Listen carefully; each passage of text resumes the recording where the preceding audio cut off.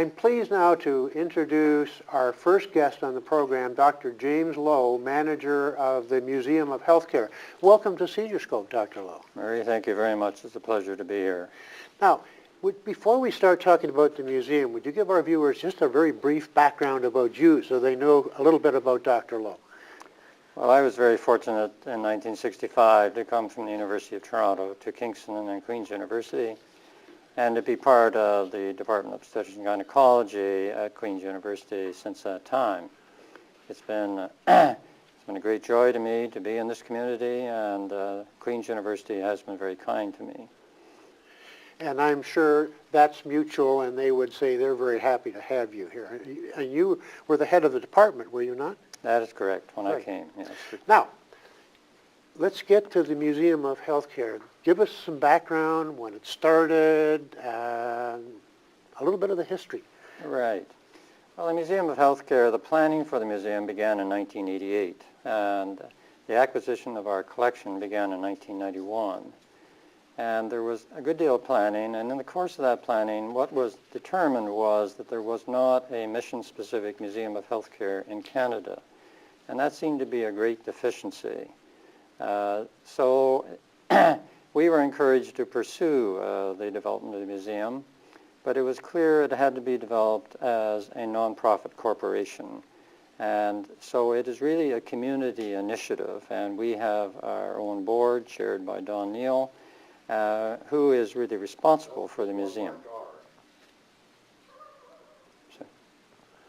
And so that in 1995, the Kingston General Hospital agreed that we could move into the Anne Bailey building, which, as you may know, is the original nurses' home that was built in 1904 and is now a National Historic Site. It's a beautiful building, and it has a wonderful story in itself.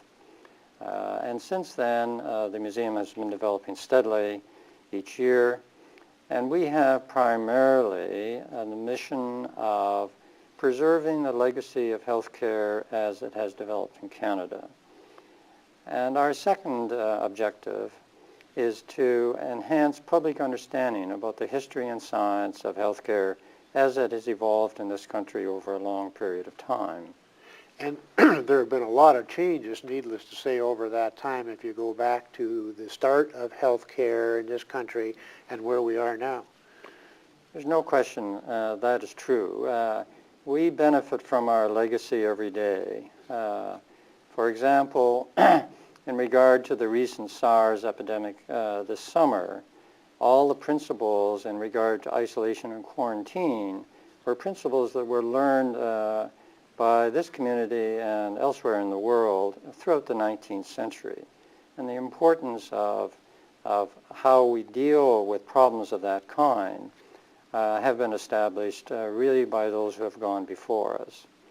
And in essence, really, everything that happens in healthcare now, whether it's in the hospital or in the clinic or in the laboratory, is really echoing what our forefathers have developed. And of course, those who are working there now are creating the legacy of the future. Mm-hmm. Now, you did mention the building historically, the Anne Bailey building that was named after Anne Bailey. And Anne Bailey was a fascinating person. The nursing school at the Kingston General Hospital is one of the oldest nursing schools in Canada. It was started in 1888. And by the turn of the century, those who were involved with nursing realized that if they were going to be able to attract young women into nursing, that they needed to have a safe haven in which to live during their training. And so the Anne Bailey building was built as a nurse's home in 1903 and 1904.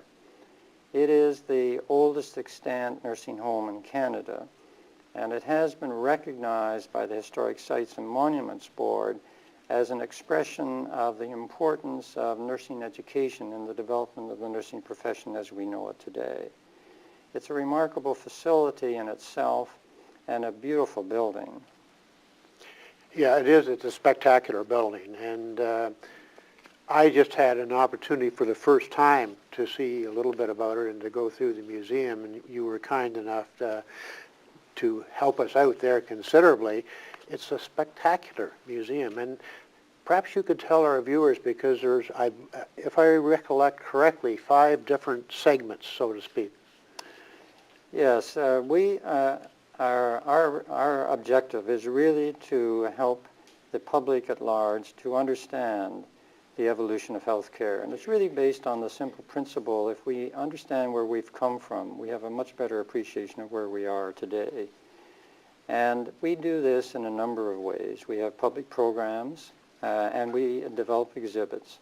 And the exhibits, as you have noted, are in the Ann Bailey building itself, but we also have outreach galleries in the Kingston General Hospital and the Faculty of Health Sciences, and at Providence Continuing Care Center and their Mental Health Division. And what this does is it allows us to take the stories about health and healthcare out into the community, where people, large numbers of people, can see those stories. And each exhibit endeavors to help people understand some particularly unique feature of health and healthcare. For example, we have an exhibit on joint development, and it's the story of how, over a period of almost 100 years, all the research and development which has led to joint replacement as we know it today, which has contributed so much to the quality of life for so many people, has evolved. And this is something which has really developed over a long period of time. And each exhibit endeavors to do that. In addition to that, the museum is a major partner in the development of exhibits for the Virtue Museum of Canada.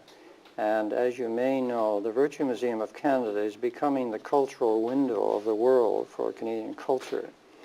And the opportunity to put exhibits in regard to health and healthcare on the Virtue Museum of Canada is a wonderful opportunity in order to bring the story of healthcare as we know it in Canada to not only those who can visit our region, but those who live throughout the country.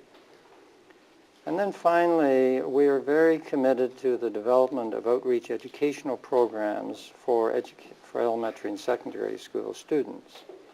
And we're developing programs in regard to health and health care, which we take into the classrooms in the Limestone District School Board and the Algonquin and Lakeshore Catholic District School Board.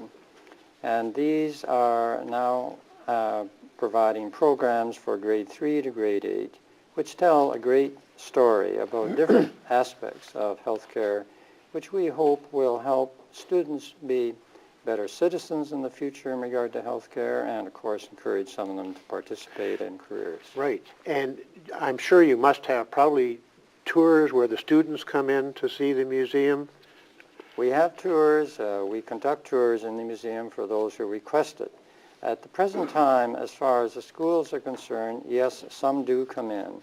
But really, we are committed to developing the programs to take them into the classroom, because that is so much easier for our school system at the present time.